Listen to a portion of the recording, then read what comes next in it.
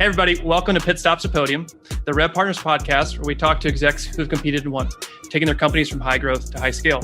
My name is Brendan Tollison. I am the co-founder and CEO of Rev Partners, and I'm excited to announce my guest today is Matt McIlwain. Welcome, Matt. Thanks for having me. Well, Matt, I'm not going to force you to give a background. I think that's a little bit makes you uncomfortable. So I will do that for you. Matt currently serves as the managing director at Madrona, one of the top VC firms in the country around technology. Prior to being at Madrona, Matt was with Genuine Parts and serving in a VP of business process role, publicly traded company. And so one of the benefits of having Matt with us today is he has this unique perspective where he's not only served as an operator, but also has been able to partner alongside some of the top entrepreneurs in the country. So having his perspective for our audience is a true delight. So thank you, Matt. Well, it's a very kind introduction. Thanks so much, Brendan.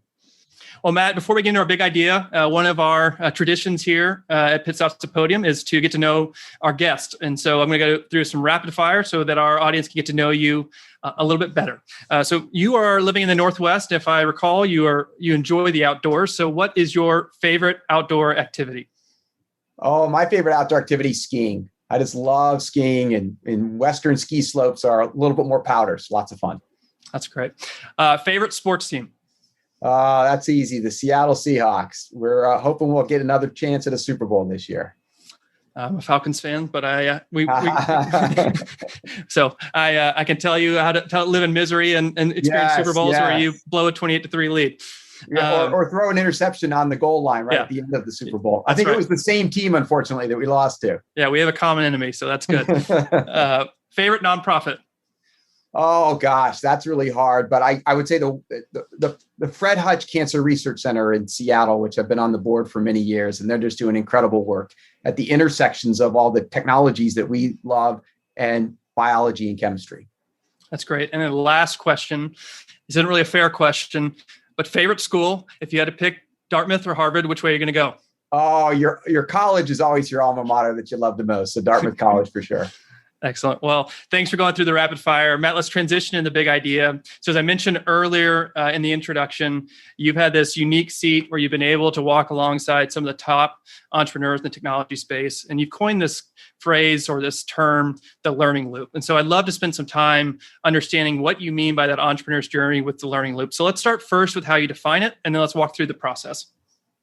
Well, sure. So the learning loop is think of it as a circle.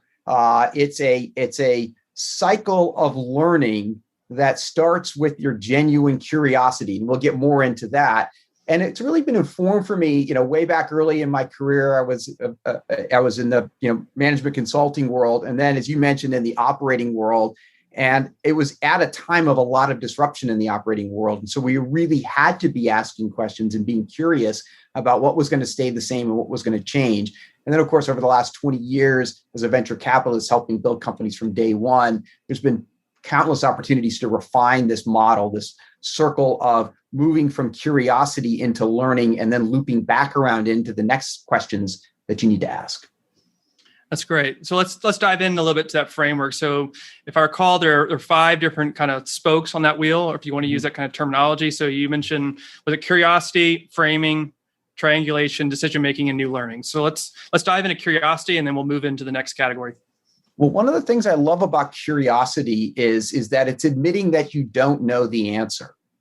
And that really is an act of humility to say, I don't know. I need to learn more. I need to ask the question, and not just ask the question, but genuinely listen. And one of the things that we found is that the most successful entrepreneurs are ones that are willing to do that. They might have a hypothesis, right? But they know that they need to go ask questions. And most importantly, ask questions of those people that they think are going to be the customers. And not to get too far down the path, but there's both the customer who's the user, and there's the customer that's the buyer. And sometimes those are the same customer, and sometimes they're different. But it does start with that genuine humility and curiosity, which then leads into the next area of framing. Yeah, it's interesting. Typically, that's kind of counterintuitive to what you would think with an entrepreneur, is that they're expected to know everything. And if they don't know it, fake it. And what you're saying is it's okay to actually acknowledge you don't know what you don't know. All right, so let's go to the next one in terms of framing. Right. So this, when you do have, in fact, this genuine curiosity, you should come in with some kind of hypothesis, some kind of intuition around, what is it that I'm trying to learn more about? And so how do I structure, the problem and the questions that I'm trying to ask to go kind of fill in? I remember an example really well on this of a company of ours called Aptio that then, this was in the early days of Aptio in 2007, and the CEO founder, Sunny Gupta, didn't know if this software was going to be delivered on premise, which was the state of the art way of doing things back then, or as a service, software as a service, which was really starting to emerge with companies like Salesforce and Concur and others. And so he had to frame a set of questions around that topic. And that's why framing is so important, because you're just not going out there and just listening willy-nilly to people. You've got to kind of develop these hypotheses and then test them and learn from all the data that you get back. It makes sense. So where do you go from there? Well, it's all well and good to frame, but one of the things that I'm pretty confident in and expecting is that you're going to get different answers. There have been, other times when we've had, situations that, there's, information that we really should start bottoms up, and, Smartsheet's a good example of this. Is another company that we backed from early on, where, their initial product, was like a $350 annual subscription sold to teams in businesses. And so, were we going to build out more capabilities around that basic product, or are we going to build out more enterprise capabilities first? And that's the art of triangulation, because you're going to have, disagreements in the data and disagreements in the perspectives that you get. And you're going to need to take all that data, bring it in, test it against your intuition, and then make some decisions, which is the next thing around, okay, where are we going to go from here? There's a really wonderful framing from Amazon around this process. And what I would call it is they don't go after what are called either one-way doors or two-way doors. Mm-hmm. And a two-way door is one that you can go in and come back out of. And that's a different kind of, triangulation and then decision trying, because you can kind of go and effectively try something. A one-way door is kind of more consequential. And so there's a lot more of this triangulation work and analysis and thinking things through before you just go run an experiment on that. So you kind of alluded to triangulation leads into decision-making. Yes. What else on the decision-making side? Well, I think that on the decision-making side, another way to think about that is to say, okay, we're going to go try some things. We're going to go run some experiments. We could, in the tech construct, we could do some A/B testing, and so that could be around pricing, that could be around packaging, that could be around how we're going to deliver the product or what features we're going to prioritize. And we go out in the market with those tests, mm-hmm. and gather the information that we get from those tests. But decision-making leads to action, I think, is the key point here. You can't just be in triangulation debate land forever. Right. You really want to get some empirical feedback. And especially if it's more of those two-way door sets of little decisions, right, versus some big, massive strategic decision, a lot of iteration is needed. And of course, any kind of good decision, experimentation process leads to actually new data, which then kind of starts to bring us back around again in the loop. Yeah, I love that idea. Amazon with the one door, two door, but also what you were describing and the kind of agile mindset of test, optimize, iterate. Yes. It's something you learn, and it's not something you're going to get.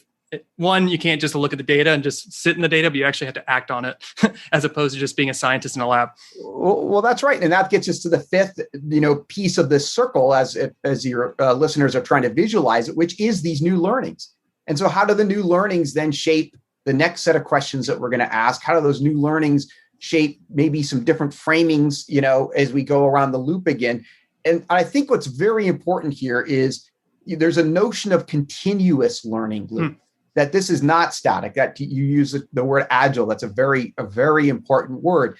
And that, even some of the more consequential decisions over some period of time, you can iterate on. But I think a lot of decisions that you make and the learnings that you get allow you to then make the next set of adjustments, ask the next set of questions, and then you go around the loop again. I think this is particularly important in areas like product, in product features and areas that we're trying to put more weight behind or less weight behind, because, especially in our world, none of the companies have a limited resources. In an area that you all know super well, of course, is the whole area of go-to-market. I mean, there's all kinds of aspects from the top of the funnel, through the funnel, all the way into ultimately not only closing business, but of course, more and more the whole upsell process, right? In the holistic sense of, customer success. So I think there's a lot to learn in iterative ways there too.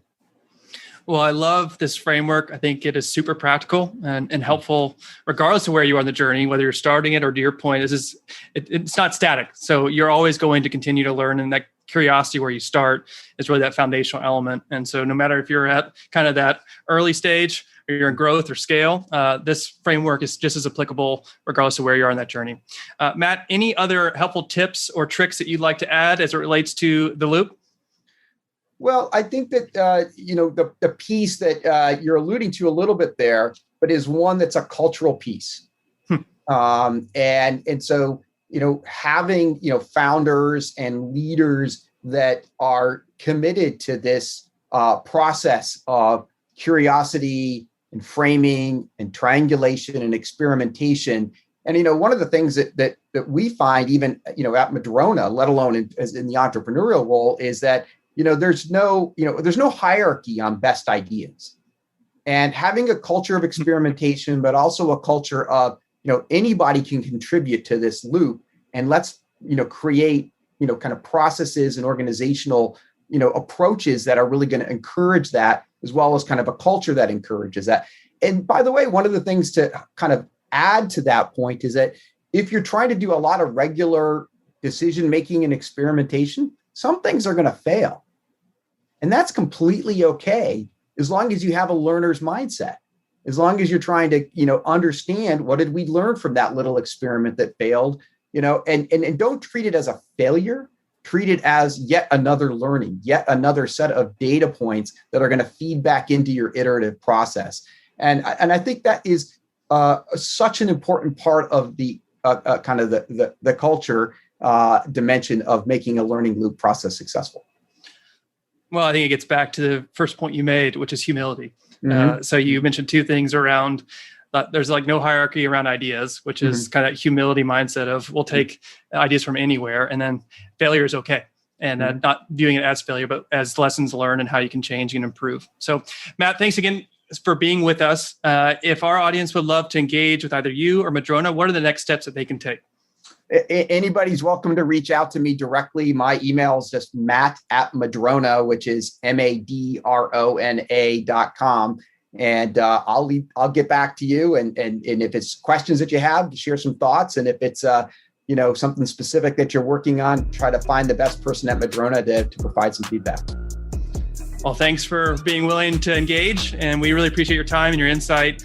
This has been a wonderful session for me, and I'm sure for our audience as well. Thanks, Brendan. Really enjoyed the time together.